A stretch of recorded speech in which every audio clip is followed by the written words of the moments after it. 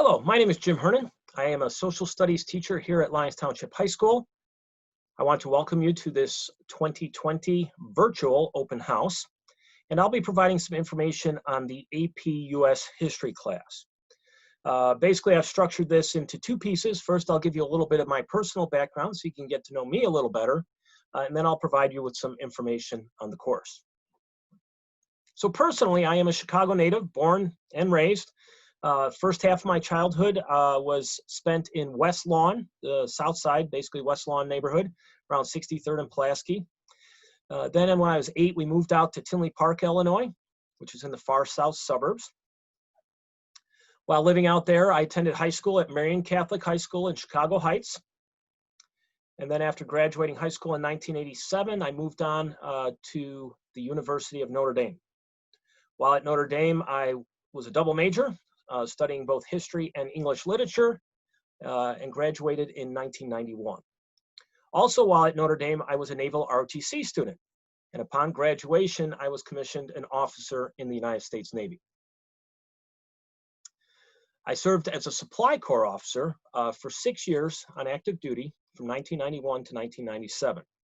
When I left the service, I decided I wanted to go into teaching, and I got my first teaching job at a small Catholic private school in Washington, D.C., called St. John's. I was there 2 years, during which time I got married, and my wife and I decided to relocate here to Illinois. For me, that was coming home.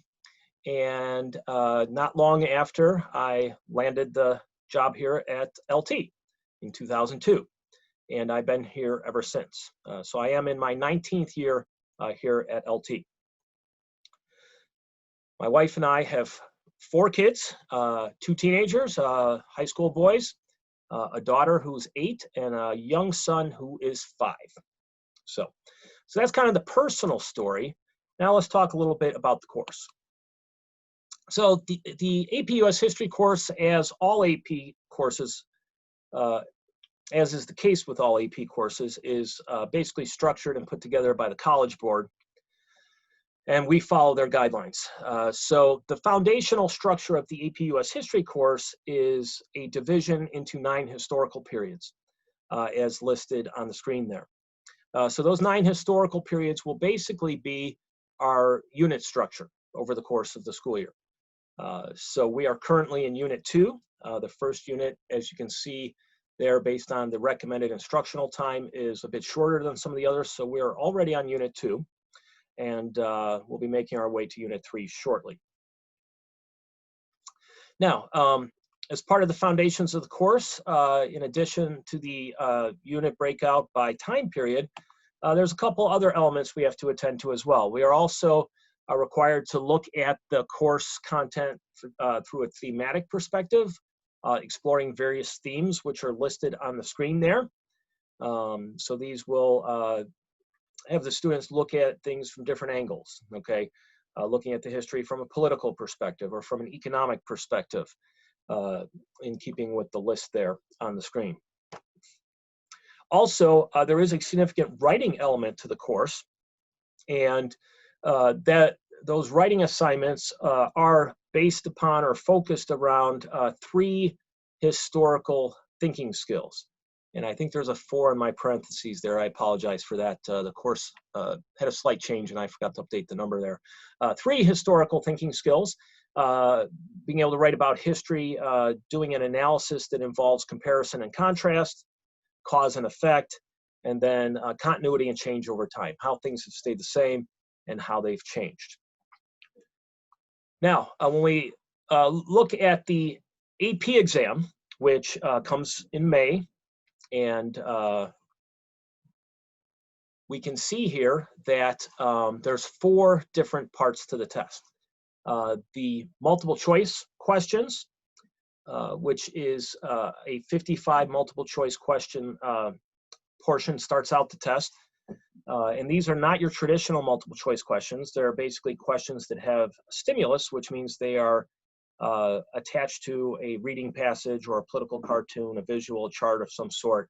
And then you have to analyze that stimulus and then also bring in the historical content and answering the questions. So that's the first part of the test. The second part, it consists of short answer questions in which the students provide basically very short answers, a few sentences to a series of questions. The short answer question is considered to be 3 questions, but each of those 3 questions has 3 sub-questions, so in essence, it's 9, okay? And then the second part of the test after a break are the 2 long essay writing exercises, the document-based question and the long essay question. This is the most challenging part of the course for the students, is mastering this writing. It is complicated. The College Board has a very particular formula they want students to follow, and there is a bit of a learning curve with much of what we do in here. So a lot of the students early on do struggle a bit, and that's not out of the ordinary, but over time, generally they become more comfortable and master the skills as we make our way through the course. So I wouldn't become overly alarmed if they get off to a little bit of a rough start. When it comes to grading, we use basically a total point system, but we do organize the grades or label them by categories that match up with the different types of assessments we do. So there'll be a vocabulary quiz category, multiple choice assessments, short answer questions, and then the longer essay writing DBQ and LEQ. Those are not weighted. They don't impact the grade in any way, that categorization, but does allow you to see how they're doing on particular types of activities if you want to focus in on their performance. Now, when it comes to the AP course, it is a very difficult course, and it is requiring students to stretch themselves. For most of them, there's going to be a lot of growth required as they make their way through the course. Some things they can do to help be successful. One is to try and be as proactive as possible, to keep up with the reading, keep up with the schedule, not leave things to the last minute so that you can be a little bit more thorough in your preparations. I encourage them to complete all reading assignments and to read as carefully as they can. That includes highlighting and annotating the textbook as they read through it, which many students don't necessarily like doing, but most of them do give feedback that if they did it, it was very helpful in doing it, okay? But it does require a little bit of extra effort. They are encouraged to use online resources that might help out depending on the way they like to study and learn, notes, videos, quizzes, study guides, etc. Part of the process is just figuring out what type of study techniques work for them. And last but not least, seek help if needed, okay? All they have to do is reach out to me and I'll try to help them work through whatever difficulties they may be having, okay? So anyways, the students, I assume know, but just in case, that I am available during the VP time, which is 7:45 to 8:45 a.m. Tuesday through Friday.